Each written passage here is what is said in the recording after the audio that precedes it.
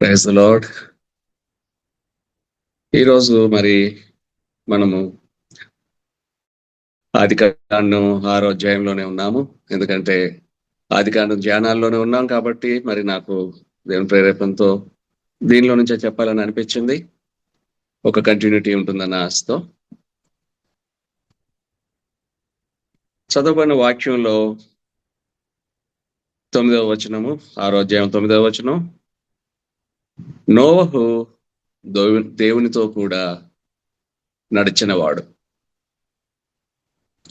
Noah walk with God. Walk with God. మన ధ్యానాంశం కూడా దేవునితో నడవటం ఎలాగా అన్న దాని గురించి మనం ధ్యానిద్దాం. మరి ఇదే ఆదికాండంలో మరి 5వ అధ్యాయము 24వ వచనం చూసినట్లయితే హానోకు గురించి ఉన్నది. హానోకు దేవునితో నడిచిన తరువాత దేవుడు అతని తీసుకుని పోయిన గనుక అతడు లేకపోయాను. అలాగే 22వ వచనంలో హానోకు మెతుషెలను కనిన తరువాత 300 ఏండ్లు దేవునితో నడుచుచు కుమారులను కుమార్తెలను కనెను. దేవునితో నడవటం వల్ల ఏంటి? మరి హానోకు గురించి మనం ధ్యానం చేసినప్పుడు హానోకు దేవునితో 300 సంవత్సరాలు నడిచాడు. తరువాత తనకి మరణం లేకుండా తీసుకుపోబడ్డాడు. మరి నోవా కూడా దేవునితో నడిచాడు. మరి మరణం అయితే రాకుండా ఉన్నదా? ఒక మరణాన్ని అయితే తప్పించుకున్నాడు. మరి మనము 17వ వచనం 6వ అధ్యాయంలో చూసినప్పుడు ఇదిగో నేనే జీవవాయు గల సమస్త శరీరాలను ఆకాశం క్రింద నుండకుండా నాశనము చేయటకు భూమి మీదకి జల ప్రవాహం రప్పించుచున్నాను. లోకమందున సమస్తమును చనిపోవును. సమస్తము చనిపోతుందని చెప్పేసి దేవుడు అంటున్నాడు. కానీ నోవహును ఈ ప్రళయం నుంచి విడిపించారు. కాబట్టి ఒక విడుదల. మరి అయితే మరణం వచ్చింది కదా, అది ఎలా అన్నది తర్వాత చూద్దాం. మరి అలాగే మనకు అసలు బైబిల్ మొత్తం మీద మరణాన్ని లేకుండా ఉన్న వాళ్ళ గురించి మనం 2 గురించి మాట్లాడుకోవచ్చు, 4 గురించి మాట్లాడుకోవచ్చు. అంటే మెల్కీసెదెకు, ప్రభు అయిన యేసుక్రీస్తుని కూడా కలిపితే 4. మామూలుగా అయితే మనకు తెలిసి మనం ధ్యానం చేసినప్పుడు ఎప్పుడు కూడా హానోకు ఏలియాల గురించి మనము ధ్యానం చేస్తూ ఉంటాం. హానోకు గురించి ఇప్పుడే మనం చదువుకున్నాము. జెనసిస్ ఆదికాండం 5వ అధ్యాయం 21వ వచనంలోను 24వ వచనంలోను. అలాగే ఏలియా గురించి 2వ రాజులు 2వ అధ్యాయము 3 నుంచి 9 వచనాల్లో ఏలియా గురించి ఉంటుంది. మరి నోవహుకు జలప్రలయం నుంచి తప్పించుకున్నాడు, మరలా మరణం పొందాడు.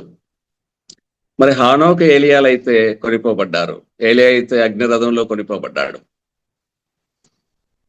మరి వీరికి మరణం లేదా? ఎందుకంటే హెబ్రీలకు రాసిన పత్రిక 9వ అధ్యాయం 27వ వచనంలో ఇలా ఉంది, మనుషులు ఒక్కసారే మృతి పొందవలెనని నియమింపబడెను. ఇంగ్లీష్లో అయితే it is appointed to man once to die. మనుషునిగా పుట్టినప్పుడు మనుషునికి ఒక మరణము తప్పదు అని అంటున్నాడు. అది నియమింపబడిన అంటున్నాడు. మరి హానోకు ఏలియాల సంగతి ఏమిటి అంటే, నాకు వచ్చిన ఒక ప్రిఫరెన్స్ రెవల్యూషన్ ప్రకటన గ్రంథము 11వ అధ్యాయం 3 నుంచి 12 వచనాలు. ప్రశాంత్ చదవగలుగుతావమ్మా?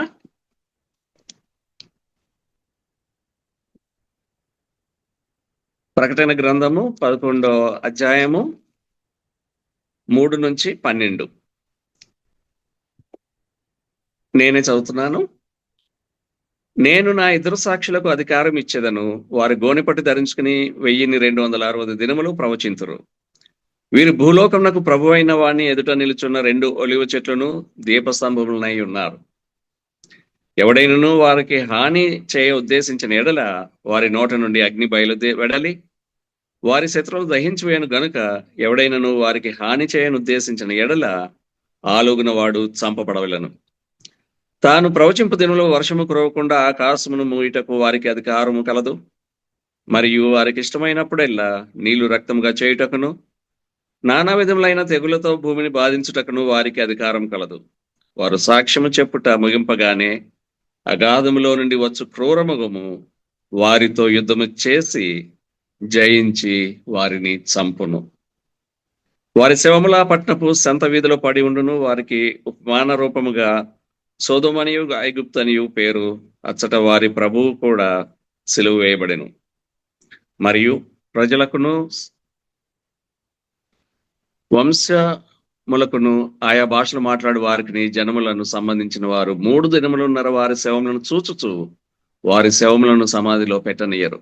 ఆ 2 ప్రవక్తలు భూనివాసులను బాధించినందున భూనివాసులు వారి గతి చూచి సంతోషించుచు ఉత్సహించుతూ ఒకరికొకడు కట్నములు పంపుకొందరు.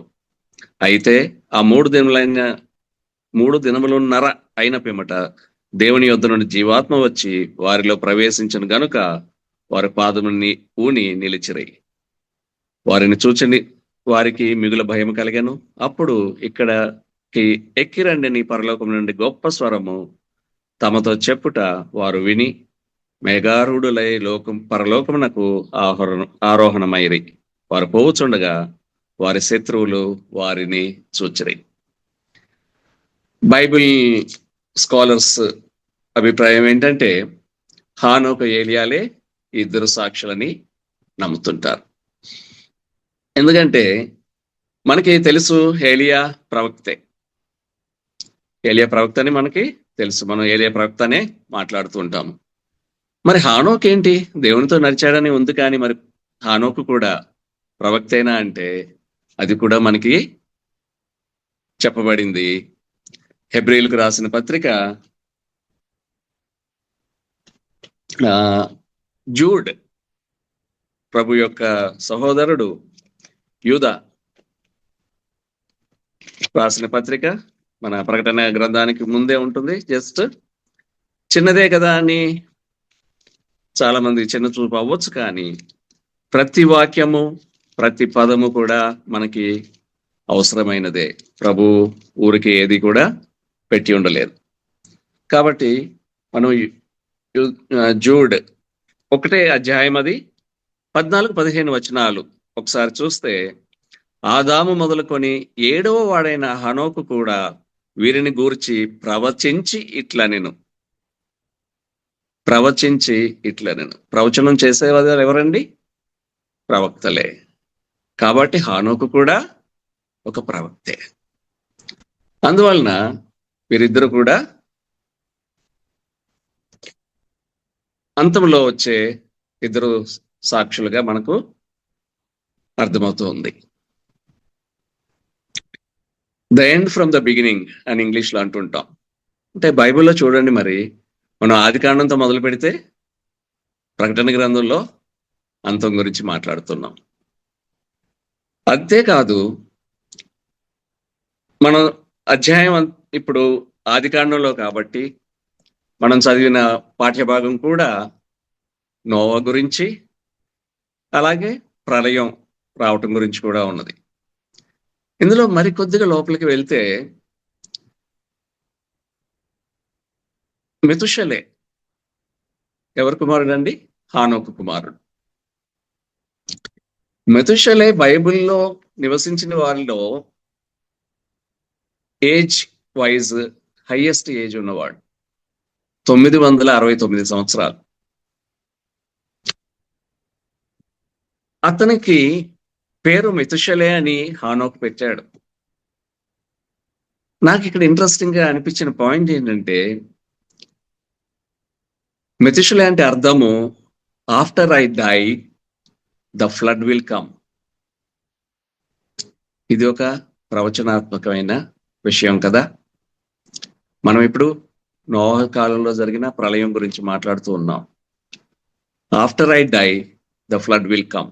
నేను మరణించిన తరువాత జల ప్రళయము వస్తుంది అని అతని పేరు మెతుషలే. అతను ఎవరి కుమారుడు? హానోకు. అంటే ఆ పేరు పెట్టింది హానోకు. ఈ ప్రళయం గురించి ఒక ప్రవచనం చెప్తూనే ఉన్నాడు. మరి అది ఎంతవరకు కరెక్టా అని నాకు ఎందుకో అనిపించి జీనియాలజీ అండ్ వాళ్ళ సంవత్సరాలు ఎన్ని సంవత్సరాలు బ్రతుకున్నారు ఒక్కొక్కరు అని చెప్పేసి ఊరికే చూస్తూ ఉంటే మెతుషలే 969 సంవత్సరాలు బ్రతికాడు. 187 సంవత్సరాల తర్వాత లెమెకు జన్మించాడు. అంటే జీనియాలజీ కూడా మనకు ఎందుకు ముఖ్యం, ఎందుకు మనము దానిని విడిచిపెట్టలేము, బైబిల్లో ప్రతి పదము కూడా ఎందుకు మనకు ఇంపార్టెంట్ అనే దానికి మనకి ఇక్కడ నాకు రాత్రి అర్థమైంది. లెమెకు 187 సంవత్సరాల వయసు, మెతుషలేకు 187 సంవత్సరాల వయసులో లెమెకు జన్మించాడు. అలాగే లెమెకుకు 182 సంవత్సరాల వయసులో నోవహు జన్మించాడు. నోవహుకి 500 సంవత్సరాల తర్వాత కుమారులు కలిగారు. నోవహుకి 600 సంవత్సరాల వయసు వచ్చినప్పుడు ఫ్లడ్ జరిగింది, అంటే జలప్రలయం వచ్చింది. అంటే మెతుషెల నుంచి 187 సంవత్సరాలు లెమెకు, 182 సంవత్సరాలు నోవహు, 500 సంవత్సరాలు కుమారులు కలిగిన వయస్సు, అక్కడి నుంచి 100 సంవత్సరాలు ఫ్లడ్. 187, 182, 500, 100 కలిపితే 969 సంవత్సరాలు. ఎంత గొప్పగా ఉంది చూడండి. మెతుషలే వయస్సు 969 సంవత్సరాలు. అంటే ప్రభు రాసిన ప్రతి మాట ఎంత అర్థంతో ఉంటుంది. అంటే మెతుషలే పుట్టింది మొదలుకొని చనిపోయటానికి కరెక్ట్ గా 969 సంవత్సరాలు అయింది. అప్పుడు జలప్రలయం వచ్చింది ఎగ్జాక్ట్ గా. అంటే మెతుషలే చనిపోయి ఉంటాడు అప్పుడే. ఇది నాకు రాత్రి చూస్తూ ఉండగా పొరపాటున 187 బదులు 157 అని రాసుకున్నా. 30 సంవత్సరాలు తేడా వస్తుంది. 939 సంవత్సరాలు. ఇదేంటి 30 సంవత్సరాలు తేడా వస్తుంది అని చెప్పేసి మళ్ళీ పైకి వెళ్ళి చూస్తే అది 187 సంవత్సరాలని ఉంది. నేను తప్పవచ్చు కానీ దేవుని వాక్యం తప్పవటానికి అవకాశం లేదు కదా అని మరోసారి నన్ను నేను దిద్దుకున్నాను. ఇలాంటి ఎన్నో మర్మాలు మనకి దేవుడు మనకి కనబరుస్తూనే ఉన్నాడు. కాబట్టి నాకు అర్థమైంది ఏంటంటే హానోకు కానీ ఆదాం కానీ, ఇక ఆదాం హవ్వల గురించి చెప్తే ఆలోచన చేశాను. ఆదాం హవ్వల గురించి కూడా మరి దేవునితోనే ఉన్నారు కదా. దేవుడు వాళ్ళని సృష్టించిన తర్వాత వాళ్ళతో కూడా ప్రతి సాయంత్రం చల్లపూట కలిసి ప్రభుతో కలిసి నడిచిన వారు. ఇంకా చెప్పాలంటే హానోకు ఏలియా సమయంలో ప్రభు మార్గంలో నడిచి ఉన్నారు తప్ప, ప్రభువుని వారు మనసులో పెట్టుకుని నడిచారు తప్ప ప్రభుతో ఫిజికల్ గా నడిచిన సందర్భాలు కాదు కదా. అలాంటి ఘనతని పొందిన ఆదాము అవ్వలు మరి ఎందుకని వెంటనే మరణం అయిపోవాల్సి వచ్చింది? వారి అవిధేయత వల్ల, ప్రభుతో నడవటాన్ని విడిచిపెట్టడం వల్ల వారికి ఆ మరణాన్ని తీసుకొచ్చారు, అందరికీ తీసుకొచ్చారు. హానోకు మరి దేవునితో 300 సంవత్సరాలు నడిచారు. దానివల్ల మరి ప్రభు తీసుకెళ్ళని నమ్ముతున్నాం. మరి దేవునితో ఎలా నడవాలి, ఈ విషయమే కొద్దిసేపు ధ్యానం చేద్దాం. నాకు తట్టిన కొన్ని రెఫరెన్సెస్ మనం చూసుకుంటూ దేవునితో ఏ విధంగా నడవచ్చు, ఏ విధంగా నడవాలి అన్నది బ్రీఫ్ గా తెలుసుకుంటూ ముందుకు వెళ్దాం. మీకా 6వ అధ్యాయము 8వ వచనం. మీకా 6వ అధ్యాయము 8వ వచనం. మనుష్యుడా, ఏది ఉత్తమమో అది నీకు తెలియజేయబడినది.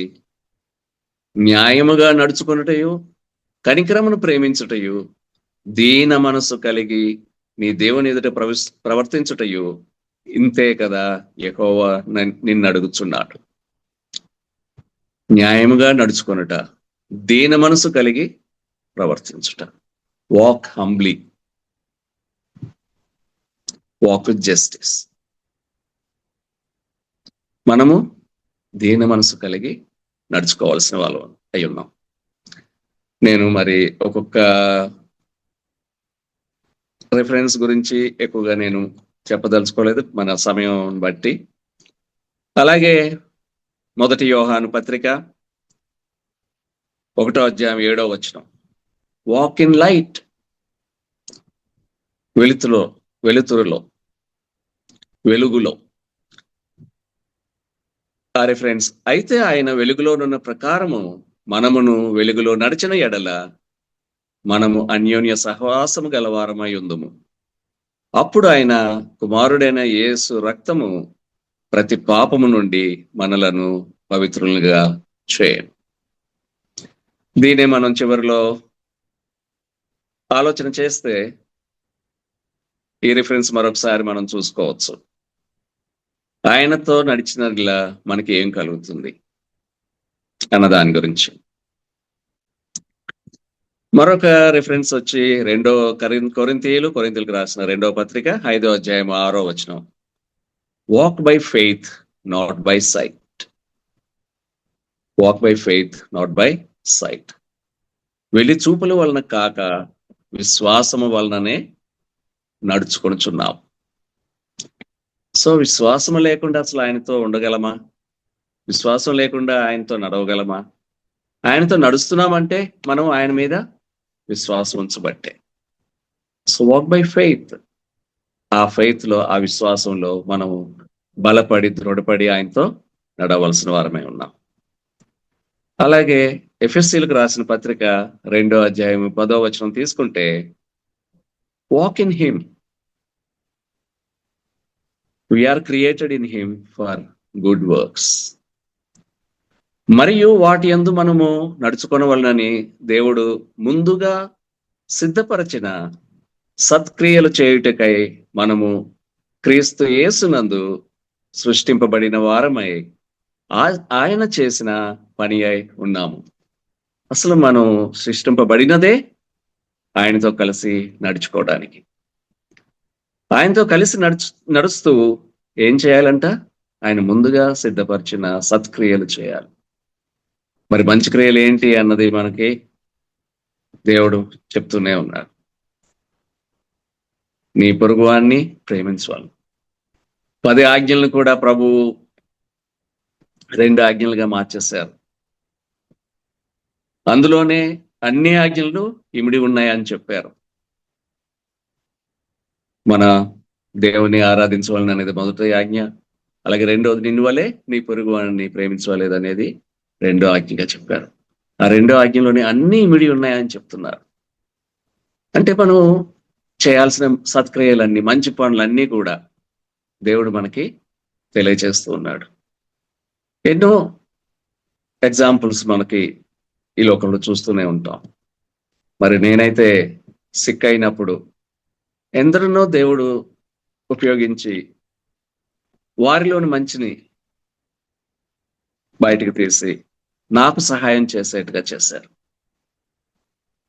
మరి ఆ సమయంలో ప్రశాంత్ కానీ, బెజవాలో ఉన్న రాజా వాళ్ళు, మంజు వాళ్ళు కానీ, అలాగే నేనెవరో అసలు ముక్కుమొహం కూడా తెలియని అనుపమ సిస్టర్ కానీ ఇన్స్పెక్షన్కి వెళ్ళినప్పుడు, వీళ్ళందరూ కూడా, అలాగే విఠల్ వాళ్ళ సిస్టర్ బావగారు వాళ్ళు, ఎందరో మంచి చేయటానికి ముందుకు వచ్చిన వాళ్ళు. సత్క్రియలు మనము చేసి దేవునికి ఇష్టలుగా ఉండవలసి ఉన్నాం. అలాగే వాక్ యాజ్ హీ వాక్డ్. 1 యోహాను పత్రిక 2వ అధ్యాయం 6వ వచనంలో ఇలా చెప్తుంది. ఆయన యందు నిలిచి ఉన్న వాడనని చెప్పుకొని వాడు ఆయన ఎలాగూ నడుచుకొనెనో అలాగే తానును నడుచుకున్న బద్ధుడై ఉన్నాడు. ఆయన ఎలాగూ నడుచుకొనెనో అలాగే తానును నడుచుకున్న బద్ధుడై ఉన్నాడు. ప్రభు ఎలా నడిచారో ఆయన మార్గాల్లో ఆయనని ఉదాహరణగా పెట్టుకుని ఆయన ఏ విధంగా జీవించారు ఆ విధంగా మనం నడవవలసి ఉన్నాం. బాలుడై ఉండగానే దేవుని పట్ల ఎంతో అత్యాసక్తితో యెరూషలేము వెళ్ళినప్పుడు మరి దేవాలయంలో పెద్దలతో శాస్త్రులతో ఆయన డిస్కస్ చేస్తూ ఉన్నారు. తెలుసుకోవాలన్న జిజ్ఞాస చూపించారు, ఆ ఇంట్రెస్ట్ ఆయన చూపించారు. తర్వాత మరి నీ గురించి మేము చాలా బెంగపడ్డాము, భయపడ్డాము, ఏమైపోయావు అని చెప్పి తల్లిదండ్రులు చెప్పిన దగ్గర నుంచి మరి 30 ఏళ్ల వయసు వచ్చే వరకు కూడా వారికి లోబడి నడుచుకున్నాడు. అంటే ప్రతి ఒక్కరికి కూడా తల్లిదండ్రులకి ఎలా లోబడి ఉండాలో చెప్తున్నా. మరి తండ్రి వడ్రంగి వారు కాబట్టి ప్రభువు కూడా వడ్రంగి పని చేసి కుటుంబానికి పోషించారు. మరి యోసేపు గారు ఎక్కువ కాలం బ్రతకనట్టుగా మనకి చెప్పబడుతోంది. మరి కుటుంబ భారము ఆయనకున్న బ్రదర్స్ అండ్ సిస్టర్స్ అందరినీ, తల్లిని పోషించడానికి ఆయన వంతుగా ఆయన బాధ్యత తీసుకున్నారు. మరి 30 సంవత్సరాలు ముగిసిన తర్వాత తండ్రి చిత్తాన్ని నెరవేర్చడానికి ఆయన కార్యక్రమంలో, ఆ మినిస్ట్రీలో ఆయన ఉన్నారు. చివరికి మన కొరకు, మన రక్షణ కొరకు శిలువ పైన ఆయన రక్తాన్ని ధారపోశారు. కాబట్టి మనం కూడా చిన్న వయసులో తల్లిదండ్రులకు లోబడి ఉండటం, చిన్న వయసు నుంచి దేవుని మీద జిజ్ఞాస కలిగి ఉండటం, కష్టపడి పనిచేసి బాధ్యతలు నిర్వర్తించడం, దేవుని పరిచర్యలో పాలిభాగస్తులు అవ్వటం, అలాగే అవసరమైతే దేవుని కొరకు శ్రమ పడటం, ఇవన్నీ కూడా దేవుని పోలి, మన యేసుని పోలి నడుచుకోవటానికి ఆయన ఎంతో మంచి ఒక ఉదాహరణగా మన ముందు నిలబడి ఉన్నారు. అలాగే రోమా తీసుకుంటున్నట్టయితే రోమీలకు రాసిన పత్రిక 6వ అధ్యాయం 4వ వచనంలో walk in newness of life after being baptised. కాబట్టి తండ్రి మహిమ వలన క్రీస్తు మృతులలో నుండి ఎలాగూ లేపబడెనో అలాగే మనమును నూతన జీవమును పొందిన వారమై నడుచుకొనున్నట్లు మనం బాప్తీసం వలన మరణములో పాలు పొందుటకై ఆయనతో కూడా పాతిపెట్టబడితిమి. నూతన జీవం పొందిన వారమై నడుచుకున్నట్లు. మరి మనందరం కూడా దేవునిలో బాప్తీసం పొందిన వారమే. ఒక మరణం మరి నీటితోనే మరి ఇస్తున్నారు. మనం ఫ్లడ్ గురించి మాట్లాడుతున్నాము. నోవహు మరి ఆ నీళ్లు క్రింద పైన కూడా ఆయన ఉన్న బోట్లో అంతా కూడా నీటిలో నుంచి తను బయటకు వచ్చాడు. ఆ మరణంలో నుంచి బయటకు వచ్చాడు. మరి బాప్తీసం కూడా దానికే సాదృశ్యమై ఉన్నది. నీటిలోని ముంచి ఎత్తుతూ ఉంటారు, ఒక్కొక్కరు ఒక్కో రకమైన బాప్తీసాలు ఇస్తున్నారు. కానీ దానిలో అర్థము నీవు మృతుడివై కొత్త జీవితాన్ని మొదలు పెట్టబోతున్నావు అని, కొత్త జీవితం ఇక ముందు ఉండాలి అని. కాబట్టి walk in newness of life, నూతన జీవం పొందిన వారమై నడుచుకోవాల్సిన వారమై ఉన్నాం మనందరం కూడా. గలతీయులకు రాసిన పత్రిక 5వ అధ్యాయం 16వ వచనంలో అయితే walk in spirit, walk by the spirit. మరి పరిశుద్ధాత్ముడు మనకు తోడు లేకుండా మనము సరైన మార్గంలో నడవగలమా? పరిశుద్ధాత్ముడు మనతోనే ఉన్నాడు, మనలోనే ఉన్నాడు, మనల్ని గైడ్ చేస్తూనే ఉన్నారు. ఆ స్వరాన్ని మనం వింటున్నామా? ఇక్కడ చెప్పబడింది ఏంటంటే, నేను చెప్పినది ఏమనగా ఆత్మానుసారముగా నడుచుకొనిడి, అప్పుడు మీరు శరీరేచ్ఛను నెరవేర్చరు. ప్రభుకు మరి దేవునికి యెహోవాకు కోపం కలిగింది దేనికండి? ఎవరి శరీరేచ్ఛను వాళ్ళు చూసుకుంటూ, ఎవరి ఇష్టం వచ్చినట్టు వారు చేస్తూ, మానవుడు పాపంలో పడిపోవటం వలన ప్రళయాన్ని తీసుకొచ్చారు. మన ధ్యానం అంతా ప్రళయమే. వీటన్నిటిలో కూడా మనకి ప్రళయమే కనిపిస్తుంది. ఆ శరీరేచ్ఛలు ఏంటి అన్నది మరి ఇదే గలతీయులకు రాసిన పత్రిక 5వ అధ్యాయం 19 నుంచి 21 వచనాలు ఉన్నాయి. నేను ఇప్పుడు అదేం చదవబోట్లేదు, లేదా చదువుదామండి. ఒక వచనమే కాబట్టి 2 వచనాలు 3 వచనాలు 19 నుంచి 21. గలతీయులకు రాసిన పత్రిక 5వ అధ్యాయము 19 నుంచి 21. శరీర కార్యములు స్పష్టమై ఉన్నవి, అవేవనగా జారత్వము, అపవిత్రత, కాముకత్వము, విగ్రహారాధన, అభిచారము, ద్వేషములు, కలహము, మత్సరములు, క్రోధములు, కక్షలు, భేదములు, విమతములు, అసూయలు, మత్తతలు, అల్లరితో కూడిన ఆటపాటలు మొదలైనవి. అదేవిధంగా ఆత్మానుసారంగా నడుచుకోండి అని చెప్తూ క్రింద వెంటనే చక్కగా 22వ వచనంలో చెప్పేస్తున్నారు పౌలు గారు. అయితే ఆత్మఫలం ఏమనగా ప్రేమ, సంతోషము, సమాధానము, దీర్ఘశాంతము, దయాలత్వము, మంచితనము, విశ్వాసము, సాత్వికము, ఆశా నిగ్రహము. బాగుంది. ఇవన్నీ చదువుకోవడానికి బాగుంటాయి. ఇవన్నీ మరి మనం చేయగలమా? అలా ఉండగలుగుతున్నామా? ఉండాలంటే మరి స్పిరిట్ లో మనము నడవలసిన వారమై ఉన్నాం. ఆత్మానుసారంగా నడుచుకోవాలి. ఆత్మ మనకు ఏమి బోధిస్తుందో దాన్ని వినగలగాలి. అటు చెవులు మనకు ఉండాలి. వాటి వరకు ప్రార్థన చేయాలి. మరి నేను ఎంతవరకు దానిలో సక్సెస్ అయ్యానో నాకు తెలియదు, కానీ మరి దేవుడు నాకు ఇచ్చిన నడిపింపును బట్టి మరి రాత్రి దీనికి సిద్ధపడటంలో మరి ఆ ఆత్మస్వరం వినటానికి ప్రయత్నం చేశాను నేను నమ్ముతున్నా. ఇప్పుడు ఒక వచనంతో హౌ నాట్ టు వాక్, దేవునితో ఎలా నడవాలి అన్న రెఫరెన్సెస్ మనం చూసాము. ఏ విధంగా నడవకూడదు, మీకు ఎవరికన్నా ఏమైనా రెఫరెన్స్ గుర్తొస్తుందా అండి? నాకైతే వెంటనే గుర్తొచ్చింది కీర్తనల గ్రంథం 1వ అధ్యాయం 1-2 వచనాలు. దుష్టుల ఆలోచన చొప్పున నడువక. దుష్టుల ఆలోచనలు ఏవైతే ఉన్నాయో ఆ మార్గంలో మనం నడవకూడదు. పాపుల మార్గం నిలువక, అపహాసుల కూర్చుండు చోట్ల కూర్చుండక, యెహోవా ధర్మశాస్త్రమునందు ఆనందించుచు దివారాత్రము దానిని ధ్యానించువాడు ధన్యుడు. మొదటిగా దుష్టుల ఆలోచన చొప్పున మనము నడవకూడదు అన్నది మొదటి విషయం. అలాగే ఆత్మ మనల్ని నడిపింపు ప్రకారం తీసుకెళ్తే శరీర కార్యాలను మనం దూరంగా పెట్టాలి. అవి ఏంటి అన్నది మనం గలతీయులకు రాసిన పత్రిక 19-21 వచనాల్లో చూసాం.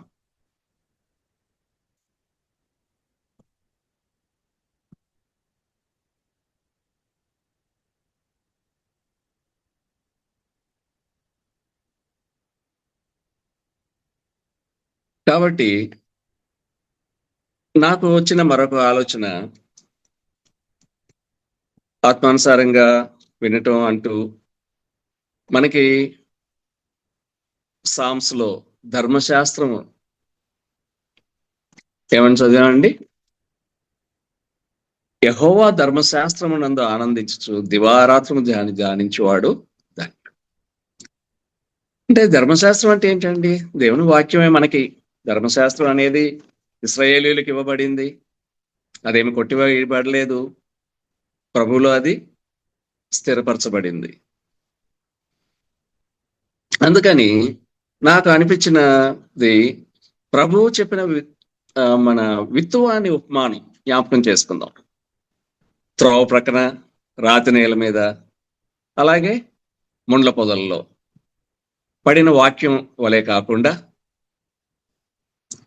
మంచి నేలలో పడిన విత్తనం వలె 30 అంతులుగాను, 60 అంతులుగాను, 100 అంతులుగాను ఫలించినట్లుగా మనం ఉండాలి.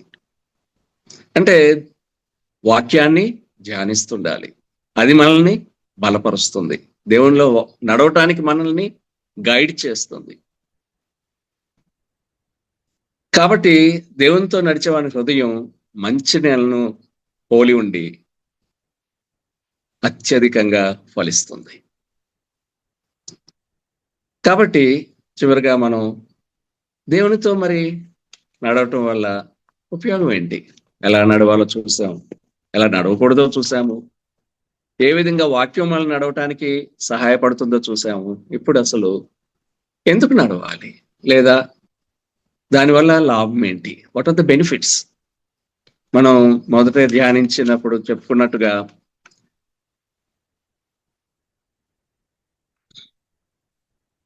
మొదటి యోహాను పత్రిక 1:7 చివరిలో చూసాం కదండి.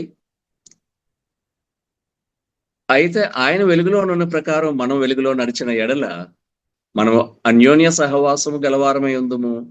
అప్పుడు ఆయన కుమారుడైన యేసు రక్తం ప్రతి పాపము నుండి మనలను పవిత్రులుగా చేయును. ప్రతి పాపము నుండి మనలను పవిత్రులుగా చేయును. మొదటి బెనిఫిట్ అదే అంటాను. మనం జన్మతః పాపులమై పుట్టాము, పాపంలోనే పుట్టాము. కానీ ప్రభు రక్తం వలన మాత్రమే మనము పరిశుద్ధులమయ్యాము, నీతిమంతులుగా తీర్చబడతాం. కాబట్టి ఆయనతో పాటు నడిచిన ఎడల ఆయన కుమారుడైన యేసు రక్తము ప్రతి పాపం నుండి మనలను పవిత్రులుగా చేయాలి. అలాగే యెషయా గ్రంథము 43:1-3 సెక్యూరిటీ అండ్ ప్రొటెక్షన్ గురించి ఉంది. మొత్తం కాదు కానీ 3వ చివరకు చదువుతున్నాను. యెహోవానగు నేను నీకు దేవుడను, ఇశ్రాయేలు పరిశుద్ధ దేవుడినైన నేనే నిన్ను రక్షించువాడను. నీ ప్రాణ రక్షణ క్రయముగా ఐగుప్తును ఇచ్చి ఉన్నాను. నిన్ను రక్షించువాడని నేనే అని చెప్తున్నాడు. ప్రాణరక్షణ ఆయనే ఇస్తా అంటున్నాడు. ఆయనతో నడవటం వల్ల మనం పొందబోయేది ఇదే. అదేవిధంగా కీర్తనలు 9:14 లాంగ్ లైఫ్. అలాగే నీ తండ్రిని సన్మానించడం వల్ల కూడా లాంగ్ లైఫ్ ఉంటుందని తెలుసు మనకి. అదేవిధంగా దేవునితో నడవటం వల్ల కూడా మరి హానోకు 300 సంవత్సరాలు నడిచాడు. నోవా 500 సంవత్సరాలు ప్రభుతో నడిచారు, బిడ్డలు కలిగారు. 600 సంవత్సరాల తర్వాత ఫ్లడ్ వచ్చింది. కాబట్టి 600 సంవత్సరాలు కూడా దేవునితో నడిచాడు. ఆ తర్వాత మరి ప్రజల పాపం వలన ఆ వయసు తగ్గుకుంటూ వచ్చింది.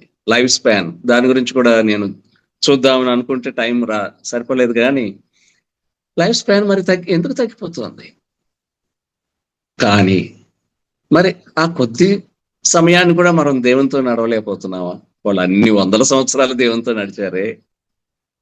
మరి మనం ఇవ్వబడిన ఈ కొద్ది లైఫ్ టైంని మనం దేవునితో నడవలసిన వాళ్ళమై ఉన్నాము. ఇక్కడ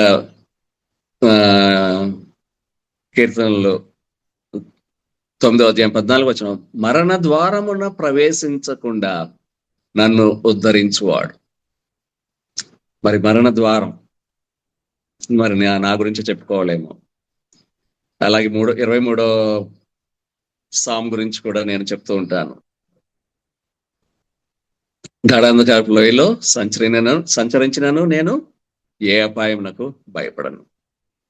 ఎన్ని మార్గాల గురించి మరి నన్ను ప్రభు తీసుకువెళ్ళారు. అంటే దేవుడేదో నన్ను శిక్షించాడని నేను అంటలే. ఆ అన్ని సందర్భాల్లోనూ ఆయన నన్ను కాపాడాడు అని మాత్రం చెప్తున్నాను. అది క్యాన్సర్ టైంలో అవ్వచ్చు, లేదా నాకు స్టెంట్ వేసినప్పుడు హార్ట్ అటాక్ టైంలో అయ్యి ఉండొచ్చు. ఎన్నో రకాలుగా ప్రభు ఆయన జ్ఞానాన్ని ఇచ్చి, పరిశుద్ధాత్ముడి స్వరం వల్ల కానీ, ఏదైనా కానీ, వాళ్ళు ఇచ్చిన శక్తి వల్ల కానీ, దేవుడిచ్చిన శక్తి వల్ల కానీ మరి ఆ మరణ ద్వారంలో ప్రవేశించకుండా ప్రభు నన్ను కాపాడగలిగారేంటి? ఆయన అన్నిటికీ సమర్థుడే, ఏదైనా చేయడానికి సమర్థుడే. మరి లాంగ్ లైఫ్ అంటే ఏంటంటే, ఎస్, ప్రభు నాకు ఇచ్చింది లాంగ్ లైఫ్. ఒక దేవుని సేవకుడు నేను సిక్ అయ్యి క్యాన్సర్ వచ్చి ఇంట్లో ఉన్నప్పుడు పలకరించడానికి వచ్చి ఆయన చెప్పారు, మధు, మీకు దేవుడు ఎక్స్టెన్షన్ ఆఫ్ లైఫ్ ఇచ్చారు అనగానే నా మనసుకు తట్టిన మాట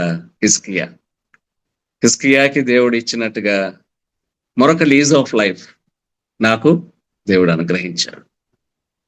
కాబట్టి మన ద్వారంలో ప్రవేశించకుండా మనల్ని ఉద్ధరించే దేవుడు మనం సరైన నడకతో నడిస్తే తప్పకుండా చేస్తారు.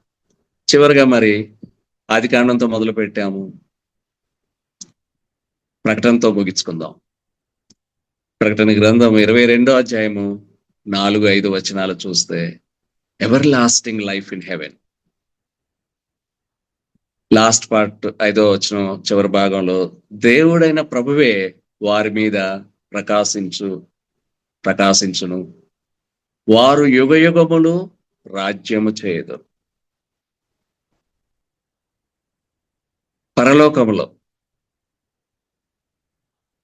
యుగయుగములు రాజ్యము చేయుదురు, ప్రభువే వారి మీద ప్రకాశించును. ఎన్ని ఇస్తున్నారండి ప్రభు మనకి దేవునితో నడవటం వల్ల. కాబట్టి మనం ఆ దారి దాటైతే వెళ్ళలేం కదా. మరి మళ్ళీ ఆదికాండం చూస్తే 6వ అధ్యాయం 8వ వచనం హిస్ గ్రేస్. అయితే నోవహు యెహోవా దృష్టి యందు కృప పొందిన వాడాయను. మనం 9వ వచనం నుంచి చదువుకున్నాము. 8వ వచనంలో ఏమని ఉందండి? నోవహు యెహోవా దృష్టి యందు కృప పొందిన వాడాయను. ఎందువలన కృప పొందాడు? మనం 9వ వచనంలో చదువుకున్నట్టు ప్రభువుతో పాటు కలిసి నడవటం వల్ల, దేవునితో కూడా నడిచిన వాడు.